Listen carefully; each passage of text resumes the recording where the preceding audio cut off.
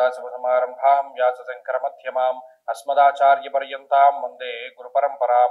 జ్యోతిషాస్త్రాన్ని భావితరాల వారికి ప్రసాదించిన ఋషుల యొక్క పాదపద్మాలకి నమస్కారం చేసుకుంటూ, అలాగే నాకు ఈ జ్యోతిష విద్యను నేర్పిన గురువర్యులు జ్యోతిష బ్రహ్మ కీర్తిశేషులు శ్రీ ఏరంకి సూర్యనారాయణమూర్తి గారు, సూర్యశ్రీ దవజ్ఞ గారి యొక్క పాదపద్మాలకి నమస్కారం చేసుకుంటూ, ఓం శ్రీ మహాగణాధిపతి నమః, శ్రీ గురుభ్యో నమః, హరి ఓం. వీక్షకులందరికీ నమస్కారం. ధనురాశి వారికి మధ్యస్థమైనటువంటి ఫలితాలే చెప్పబడ్డాయి. ప్రత్యేకించి శని వక్రగతి ఈ వారంతో పూర్తయిపోతూ ఉండడం వల్ల తిరిగి ఆయన రుజుమార్గంలో ప్రయాణించడం ధనురాశి వారికి వ్యతిరేకమైన ఫలితం. 12వ స్థానమందు రవి, 12వ స్థానమందు కుజుడు, 12వ స్థానమందు శుక్రుడు, ఇక్కడికి 4 గ్రహాలు వ్యతిరేకమైన ఫలితం.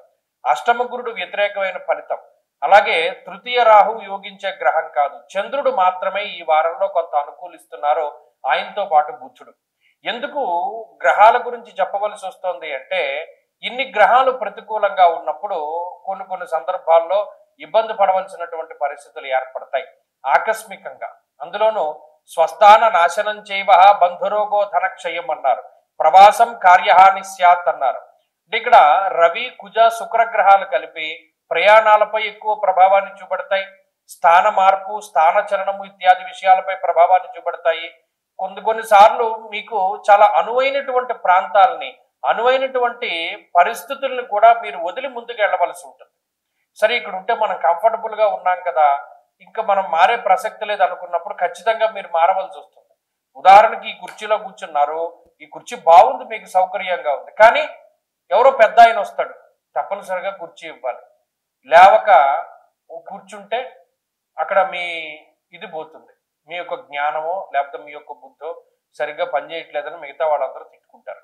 ఇక్కడ తప్పక చేయవలసినటువంటి పరిస్థితులు తప్పితే మీరు కావాలని చేసినటువంటిది కాదు, ఇతరులు మీ చేత బలవంతంగా చేయిస్తున్నటువంటిది కాదు, మీకు మీరుగానే చేస్తున్నారు, కానీ అది స్వయంకృతం కాదు. తప్పక చేయవలసినటువంటి పరిస్థితులు మీకు ఏర్పడుతున్నాయి, వాటి వల్లే మీరు ఇబ్బంది పడవలసిన పరిస్థితులు ఉన్నాయి.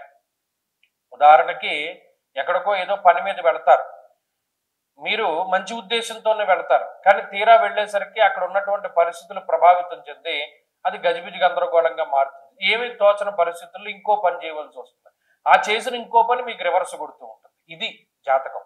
కాబట్టి ధనురాశి వారు జాగ్రత్తగా ఉండాలి. కొన్ని సందర్భాల్లో టైం వేస్ట్ అయినా, డబ్బు వేస్ట్ అయినా, శక్తి ఎనర్జీ వేస్ట్ అయినా సరే మాట్లాడకుండా ఊరుకోవడం చాలా ఉత్తమం. ఇందులో సౌమ్యంగా ఉండడం, మాట్లాడకుండా ఉన్నంత ఉత్తమం ఇంకోటి లేదు. ఈ రాశి వాళ్ళకి ఖర్చు పెట్టవలసి వచ్చినప్పుడు అసలు ఏమీ లేదనుకునే మీరు ఖర్చు పెట్టాలి. ఈ రూపాయే ఉంది మన దగ్గర, ఇది కూడా పెట్టేస్తే మన దగ్గర ఏమీ లేదు అని అనుకుని ఖర్చు పెడితేనే మీరు నిలుచుకోగలుగుతారు, డబ్బులు నిలబడగలుగుతారు.